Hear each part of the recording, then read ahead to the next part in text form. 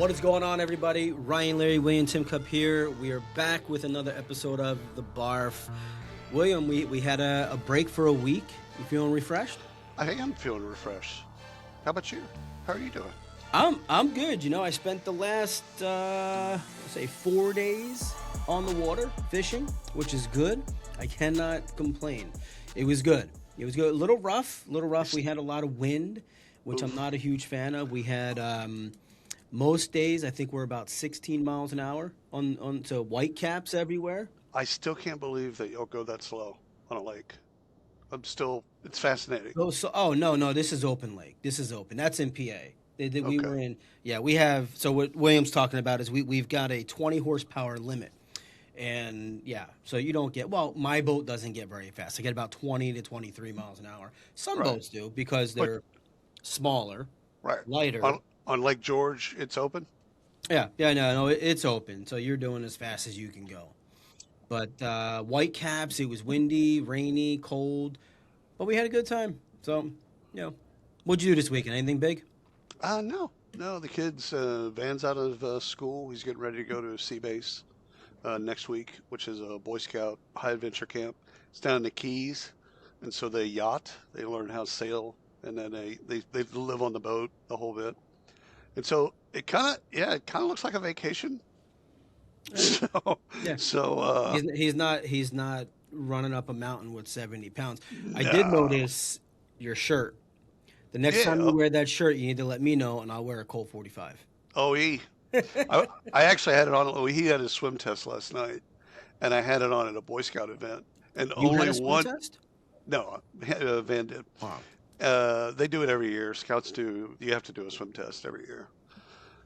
Anyhow, so I had this shirt on last night at the scouting event. I just didn't even think about it. And one guy goes, "You still drinking that?" I said, "No, that was just a throwback." Only one person said anything. In fact, I had one on the way over. All right, we got a lot of stuff to talk about today. Let's go. And What do you got? we got a special guest today. Bring in Nick from Candid Tech. What is up, Nick? What's up? Thanks for having me back. And Yeah, Will, thanks yeah, for joining this yeah. time. With William this time. Yeah, we had Nick Yeah. on a few weeks ago, and we were talking through some stuff, and William just bailed on us and was like, Yeah, Nick's boring. I'm out. I'm done. it happens. That was it. 5 seconds. Yeah. But It happens. it happens. It happens. It happens to the best of us. All right, so Nick, you've never been on a full episode before. You've done segments. You haven't done a full Yeah. episode, so this is new for you. So Excited. here's the deal. We've got a handful of stories that caught our attention this week. We're going to talk about them, but you got to give us your feedback on them. And if we don't agree with it, Yeah. William may not be very nice. That's right. I'm I'm nice. just going to leave. Yeah. I'm nice. Yeah, I'm William- used to it. It's fine. It's all good. Yeah. Good. William will just hang up on you. So, all right, William, kick us off. What do you got? Well, the first story is yours. Oh, it is mine. Okay, well, let's do it. So, all right, so I just kicked off. there we go. They kicked me off. There we go. All right, so I'm going to mispronounce this. Experis. It's a Manpower brand. They rebrand it around the term human ingenuity. So they're the tech staffing arm of Manpower. And so, what was interesting about this? I'll give you the crux of the story, and then we can kind of dig into this thing. So, staffing is changing overall, right? But we know that over the last couple of years, staffing has changes. They've been getting squeezed for years, and now with AI, with automation, direct sourcing is kind of taking a back seat. Marketplaces, and William, you and I talk about this all the time. Margins are like They were thin to begin with. Yeah, and they're really slim now. But the challenge is how does and this is what the article was about, how does a tech staffing firm, whether it's large or small, position themselves in a unique way? And how do they do that? And so Experis chose skills, not talent pools. And so we know historically we've talked about talent pools in recruiting, and for the most part, if we're just being honest with each other, we just dropped 85 resumes into a folder and said, we got a talent pool. Yeah. And that's just how it was. But now they've moved to skills, and so what they're building is a like a whole brand around what they're calling the human ingenuity, and so they take all the pre-vetted skills and they put them into assessments and all of this stuff. They put these candidates into teams or into pools that they can then staff at companies. And so when I say staff at companies, it's different than traditional staffing because they're actually providing that tech, right? So the tech is in the company. These are people that are now able to go into the company and actually implement all of the AI tech and all of the things that they're passing through. Which is a little different than a lot of these other staffing companies. They're still playing in 2012. Yeah, I think two things come to mind. First of all, I think ChatGPT was used to create the human ingenuity bit. So my gut tells me that AI was actually help them through this process. And it Maybe should. not ish. I think really they have to kind of they have to base their model on skills because that's what they have to offer. What companies really want is that skills are table stakes. You've got to have the skills enough to get into the company to do the job, but really what they want are people that are flexible Yeah. and people that are highly adaptable, that can deal with ambiguity, all of that stuff. And that's hard to measure, Hmm. harder to measure than it is to do a skills assessment, a technical skills assessment. So, first of all, they're moving in the right direction for sure. It's in an AI world, it's these things are going to have half-lives. So those Yeah. skills that one kind of has and you can test on once they get on the ground, those skills are going to have those skills are going to have to evolve. I agree, and I actually think directionally this is correct. And yesterday, or even yesterday, I posted on LinkedIn. I think I ruffled some feathers because I said that right now, as a resume, if a resume is the only tool that you have to try to get a new job, if you've been impacted by layoffs right now, this is the worst time in human history to just have a resume to try and secure a Right. role. Because Right. if every candidate is using AI to create the resume, then it's going into an AI system that you end up looking the same, which is what I hear all the time from our customers. It's like they all cancel each other out. So I Yeah. think when you get an indication of the skills someone has, then you can start making more objective decisions. I do agree with you, Will, that the ability to adapt and to move quick will be one of the most desirable skills that candidates will have, just because of the rapid Right. pace of how things are changing. There's ways to do that, but I think the evolution of assessing for adaptability will be really interesting to monitor. I love that. Yeah. All right. So let me read y'all a story from the Economic Times. A top performing employee was suspended for violating the company dress code by wearing jeans. 2 weeks later, management was scrambling to get him back because they discovered how critical he was to the operation. So the question for both of you is, how many top performers have we pissed off because we were too busy winning policy battles instead of business battles? He Brian? got dress coded. That's what this Got dressed. is. He got dress coded. No spaghetti straps, no jeans. I No, mean, read the no, handbook, people. Let's look. That's a stupid. I mean, look. When you get on an airplane, I say when I get on an airplane, I should say, I'm wearing shorts and a hoodie. We're no longer wearing slacks and blazers. Some people are. Some people are, and I can remember very vividly. This is probably 2008 ish, 2007. I sat next to a guy who was wearing slacks and a blazer, the whole yeah, bit, and I'm wearing my shorts and a hoodie, similar to right now. And we had a discussion about it. And he asked, "Why do I not get dressed on a plane?" And why would I? Like, yeah. I want to be comfortable. It's a Say, cab.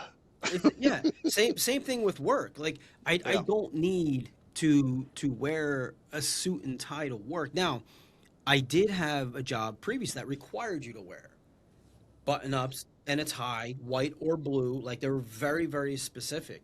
So I understand that. But here's the deal: if you, as an employee, if you chose the job, follow the rules. Mm. However, on the employer side, it's time to change. I don't know if top talent follows the rules. That's where I struggle, Ryan. Is yeah, it makes sense because logically it's like you accepted a job, you signed the employee handbook, blah blah blah. But I don't think high performers or high potentials, I think if they look at that shit and then just go, yeah, I'm going to do what I think is best. Yeah. And Yeah, then they just go and do their shit. And they've forgotten about the employee handbook the moment that they read it, or excuse me, the moment that they signed it. They didn't read it. But I know what you're saying, because it's like, if you're going to, if you've set yourself up, if you've said yes to the whole thing. And I just don't know if high performers work that way. I agree. And just like you, Ryan, I used to work in a role where I had to wear a suit and tie every day for about 10 years. And I worked close to Google's office in London, and I'd see all these people coming out of this office in t-shirts and jeans. You'd see Mark Zuckerberg in t-shirts and jeans. I just wondered, why are we going to this office wearing this when you can clearly be highly productive wearing casual clothes? And since then, I made a decision at that point to leave that position. I got into a different company where it was more casual, and now my general thesis is let people dress how they want to dress. I have no issues with things like tattoos, piercings, any of that. But there's obviously excuse me, there's some context where maybe my view would change slightly. So if you're going to a customer facing interaction where they are a different dress code to you, it's an investment bank. Yeah.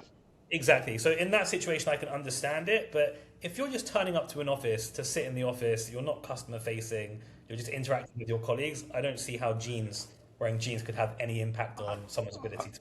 A dear friend of mine in business school who's passed away, he loved wearing suits. Like, that was his bit. Like, he looked good. First of all, he looked great in them. He could wear a double-breasted suit. So he's kind of lean. Like, he looked great in suits, and he loved wearing suits. So he wore suits to school. Yeah. Like, to class. And I'm like, dude, you're a little dressed up for like I this. feel judged by these people. I'm just like, hey. I've had that when you were talking about having a discussion with somebody that was in a suit. I'm like, they're looking down at you, right? Oh, absolutely they are. They're like, sir, why are you not wearing? Like, Piss hands. Yeah. I was just saying that scene from Step Brothers where they turn up in the They're definitely judging you. I don't know if they're looking and my down thought is like, I'm literally sitting next to you, right, in business class. Got the same ticket. Got the same ticket, homie. Yeah, like they didn't treat you any better because you're wearing a fucking Jeff cap. Whatever. All right. So Workday, I got a story about Workday here.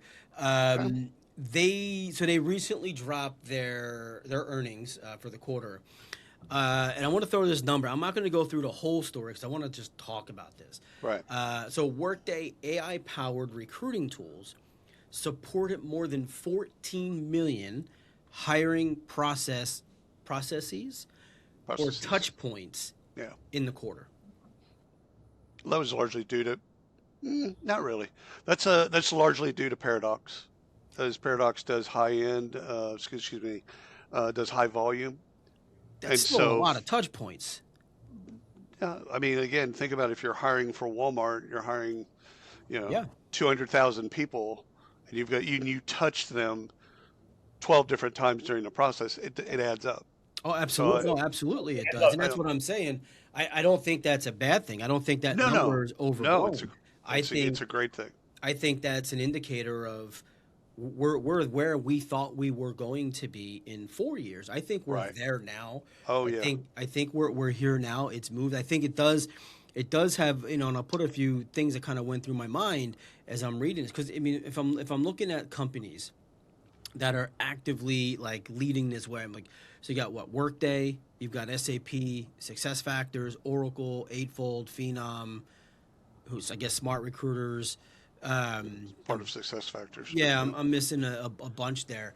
But a couple of things that came to my mind, and I know you guys are going to have thoughts on this. Does AI help recruiters spend more time with candidates? Yet, I know it will, or that's the goal. Does it improve the quality of hire? And does it reduce bias? Does it help us make better hiring decisions? These are like the things that kind of came to my mind because I feel like we can answer these pretty simply. I think most people thought this is what would happen in a couple of years. And I think we're getting there quicker than we thought Nick, we were. why don't you take a whack at it first? Yeah, I think that there's definitely instances where recruiters using AI are now spending more time with the right candidates. and less time bogged down in admin, sifting through hundreds of applications that are coming through. Yet, I also think that the AI they're deploying has to be the right AI, because if you're just using AI to read through an AI resume that's matched to an AI job description, then there's AI that's ranking those keywords. Really, it all just becomes null and void because it's all cancelling each other out. But if they're implementing the right AI, then yes, I do think that recruiters are spending more time with the right candidates, and more importantly, actually, well, maybe not more importantly, but equally importantly, hiring managers are spending less time with the wrong candidates as well, because it all comes down through the funnel. In terms of, is it making the process more bias free? I think it depends, and I think probably what we'll see happening more is companies wanting to understand how these models have been trained. And right now, most of these tools say the human has the final say, and that's how they've been deployed. But if you look through things like the EU Act, which is the EU AI Act, which is coming out soon, they're saying that won't stand as that final. You won't be able to just rely on that as your defense mechanism. So for that reason, I think they'll want to see how these models are trained to make sure there is no inherent bias, because there's been examples of AI taking on bias from the training data. So we'll see how that plays out over time. Do recruiters want to be that decision, that final decision? I think the hiring manager is the final decision. Yeah. I think probably it's maybe. I don't think it matters really if it's the recruiter or the hiring manager to an extent. I think it's got to be a human. It should always be a human in a hiring process, because these are people hiring people. So I personally, if it was me, if I was interviewing for a role and I was told that AI is taking all of the decisions, I wouldn't be comfortable with that. There's so much nuance to a person. I don't think AI is anywhere near that point yet to be able to take those decisions. So, I'll always advocate humans first. We live in a crazy time, by the way, in human history where you have to explicitly say human, but that's where we're at. I think for me, it's the three things that you bring up are all the important things. It's if are we just speeding up crap process? Is that what we're doing here? So on the process side, if the process is wrong and we're putting AI on top of it, we're just speeding up crap. Okay, so I got a problem with that. So if you redesign your process and then you lay AI on top of it, make it important, I think there's a value there. Check. As it relates to quality of hire, I don't think any 10 people have the same definition of what a quality hire is, or quality of hire. So if we were to line up 100 recruiters, we get at least 150 different definitions of quality hire. Yeah. So I think that until that's standardized, even within recruiters and hiring managers, because we've all done this long enough, recruiters will say, this is quality, this is really, this slate of 5 candidates, this is all going to be quality. All of a sudden the hiring manager looks at it and says, I see no quality at all. So, okay, we got to figure that out. So quality of hire. And the last thing is, I think there's always going to be bias in hiring, whether or not it's human, whether or not it's AI, whether or not it's a combination of human and AI. There's always going to be some level of bias. It's like trying to get rid of pollution. You can't. You're not getting rid of it. Now, can you lessen it? Yes. Can you reduce it through training and other types of things, rewarding good behavior and de-incentivizing bad behavior, or whatever? Get rid of bias? I just don't believe in that utopian idea that, oh yeah, we're just going to wake up one day and like, oh yeah, there's no bias in the system, either by AI or by humans. I think there's always going to be some level of bias. But also, do you think there's good bias? For example, you could have a bias towards pedigree. So I think some of the subconscious bias humans have is things like university or the degree they've had or where someone's previously worked, or you could have a bias to ability. And I think if the bias shifted more in the direction of ability and skill rather than prior history, maybe that's the right change if there will always be bias in the process. Right. Probably that would be a good shift. I think the thing is how you justify it. How do you justify your bias, and what is a bias if it's different than just something you like something that feels right, etc. Like I like this. I like the fact that this person, and again, not like me, but I like this objectively. I like the experience. I like the candidate, etc. Is that a bias or is that an opinion? If it's an opinion, I think you're okay. I think if if you take your opinion and you say we want to hire from these 5 schools in the world, now I think you've created a bias. You've gone past opinion, and you've gotten into a bias, a legitimate hiring bias. And so I think it's how you justify things, and how you can actually talk to people about that. Like, I have a preference. Well, preference is different than bias. And they are distinct. But so you've got to be able to articulate your preference. And I don't think preferences are bad. I mean, we all prefer things. You prefer your house hot or cold? Do you prefer soup or salad? Like, there's I'm preferences. biased to salad. See? Yeah, I haven't seen you eat a salad. Anyhow, so like the thing is preference is okay if you can justify, if you can talk openly about it. Now, there is a line, of course. There is a line. There's a line, right? That just Right. is socially accepted versus not accepted, right? Race and all of that stuff. Right. But schools and skills, I'm okay with that. I mean, a lot of law firms do that, right? They only want Harvard. They only want Yale. They only want Princeton. As long as you can talk openly about people and talk openly about that preference. You can't openly talk about bias. Like, I have a bias that skews towards only hiring females or only hiring from Michigan State or whatever the bid is. You can't do that because that is literally a bias. Yeah, we did. I mean, years ago, we would recruit when we were doing pharmaceutical sales. It was known, it was told to us, it was explicitly told to us. Right. We are going to recruit athletes, male, for this, and this is what we want. And it wasn't a question of what sport. We knew the sport. We knew the schools, and it was absolutely illegal. But yes. Yeah, but this was in probably back in 04, 05. Like, this is what we were told to do, and we did it. As a young recruiter, I'm like, sure, this is what we do. I thought we were just going out and sourcing these people because they were a great fit because of education. The underlying logic was right. They're competitive. They know what it takes to get up early and work, and like, they've got a work ethic. If you're a D1 athlete in the U.S., you've got to have work ethic.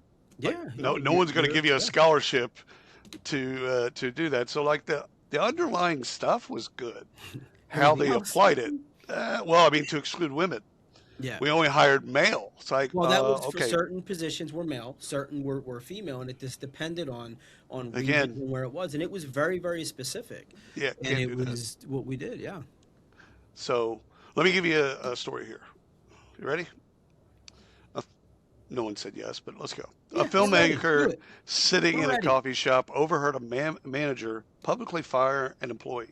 Not in a conference room, not on Zoom, not privately, at a table in the middle of a coffee shop with customers all around. The manager reportedly handled over separation paperwork while strangers watched the whole thing unfold. This was on Newsweek. So this is not The Onion.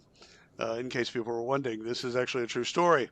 So what's the worst place you've ever seen a work conversation happen? Ryan, I'll start with you. Worst place I heard a work conversation happen.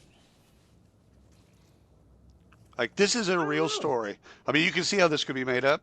Nope, go to Newsweek. No, I don't think it's a real story. Ever heard. Yeah, I don't really have a story. I mean, I know. I mean, I was embarrassed once by my manager, but that was my fault because I was being a young whippersnapper. I came in, I was late. My shirt, I literally, this is God's honest truth. I had to iron my shirt to get, put it on. It was wrinkled, and I was late. And he asked me why I was late, and I told him, I wasn't being a smartass. I said I had to iron my shirt, and that wasn't good. And he let me have it. It was in the lobby. Employees were there. Customers were there. I didn't get fired.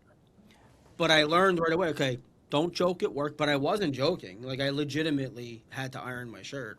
But I never heard that's anyone also an get indicator fired. of a bad manager because it's public. Most people know that it's public praise and private criticism. Yeah, sure. So, yeah. But I've never been lucky enough to be in that situation where I've seen something unfold that you flip your phone out moments. Yes. I've never had that. Yeah. Nick, what do you got? It didn't happen to me personally, but I've heard this from a close friend of mine. I love Where stories like this that start with, I have a this is friend. I have a friend. so this happened quite recently. So the executive team of a company went to me to discuss their strategy and make some plans. And for some reason, the CEO liked to have Gemini recording a transcript of the call so he could document everything afterwards. So he created a Google Meet link and had it in his calendar.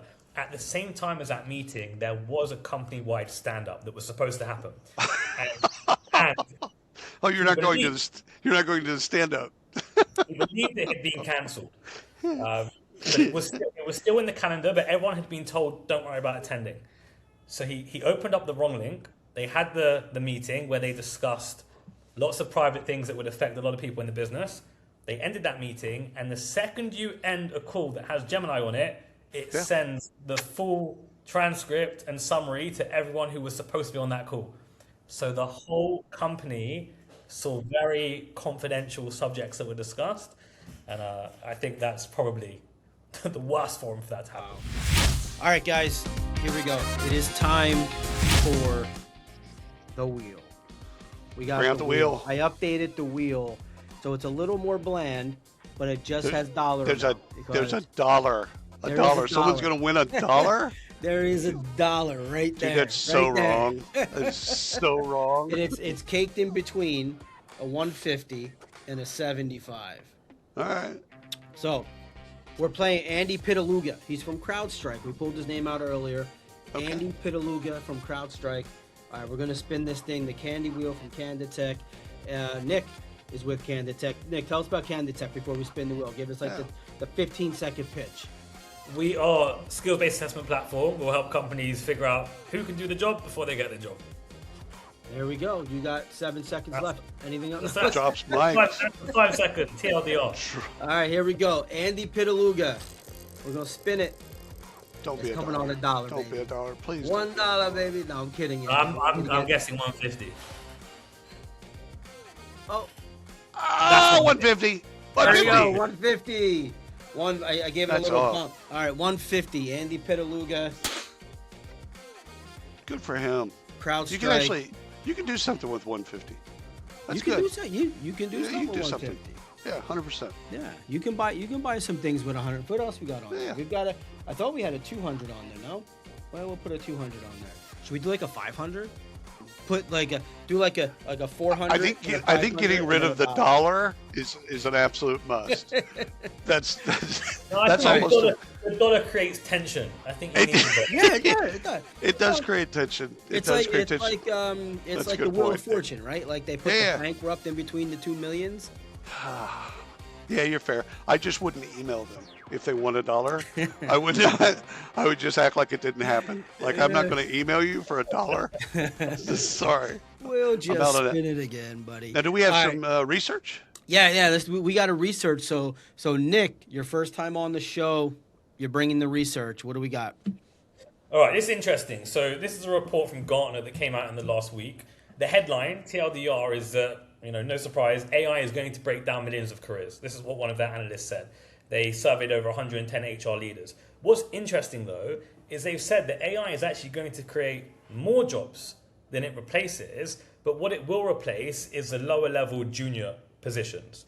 And the report, to summarize, is really saying if there's no more junior people in roles because AI has replaced those tasks, the natural evolution usually is that the seniors train the juniors. But if the juniors don't exist, who will the senior people be 10 years from now?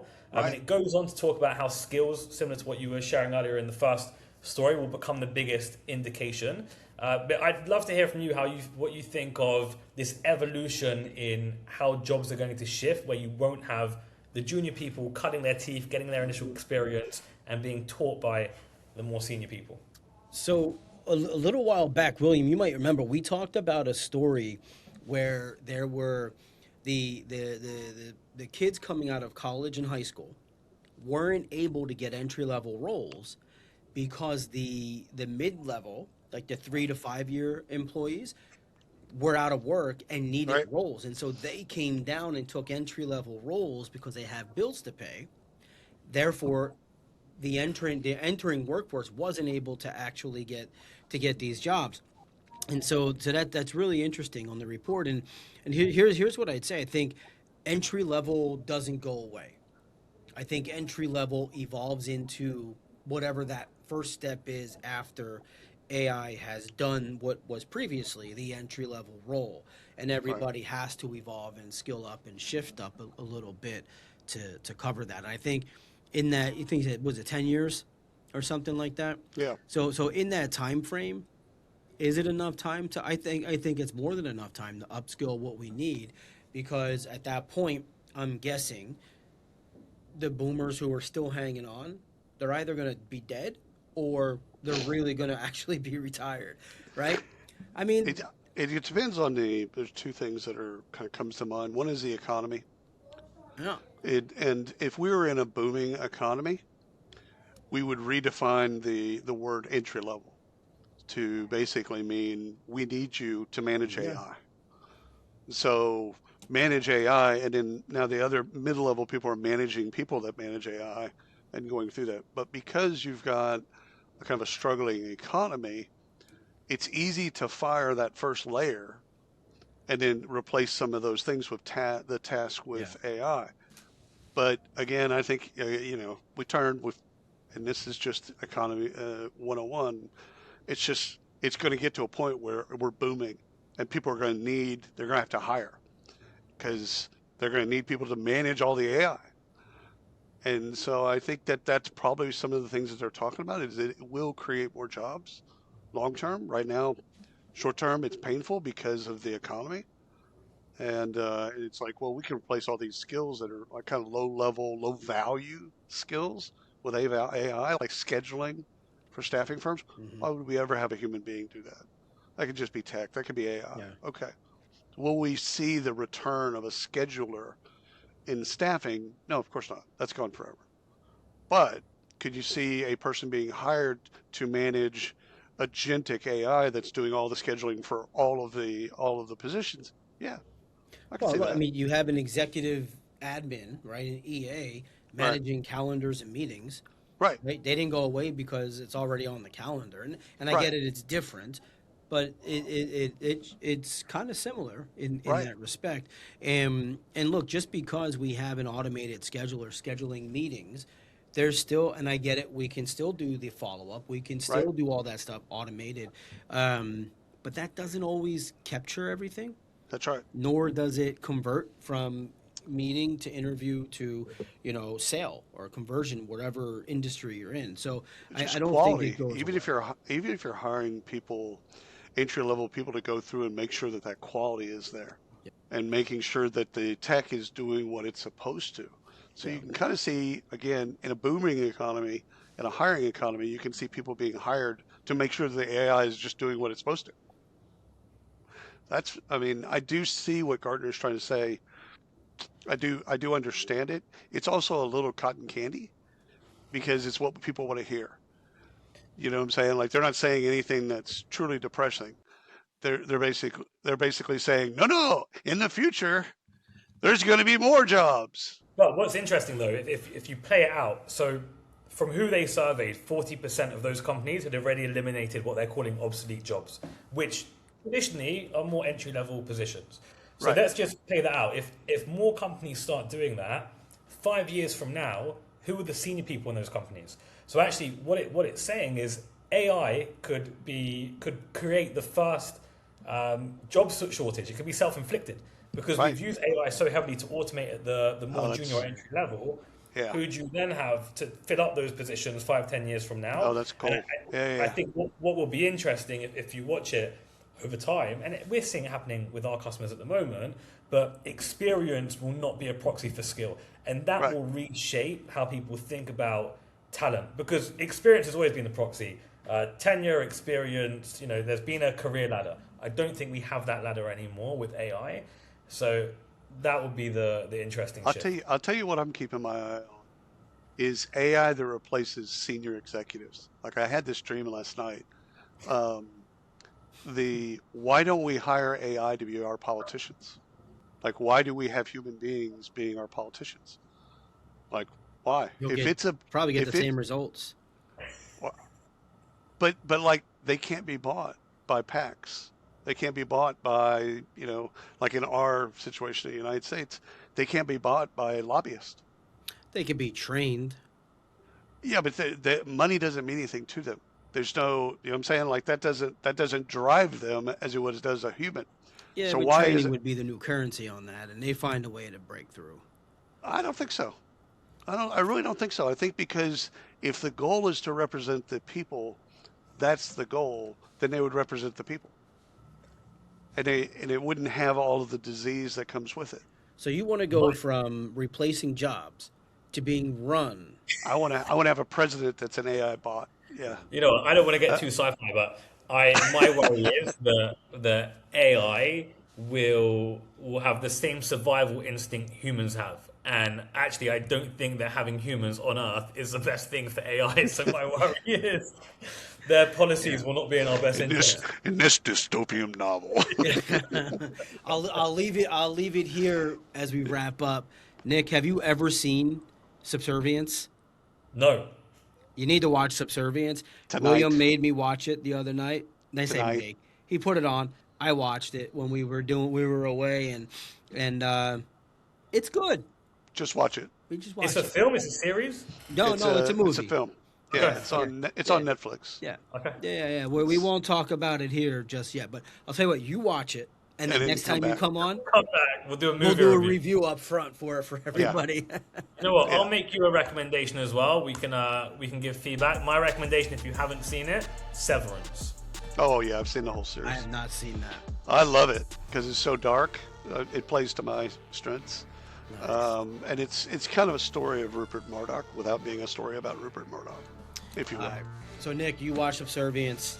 I'll Yes. start on Severance. Severance, Yeah, Severance. because he already knows it. And for the It's audience, great. we will see you next time.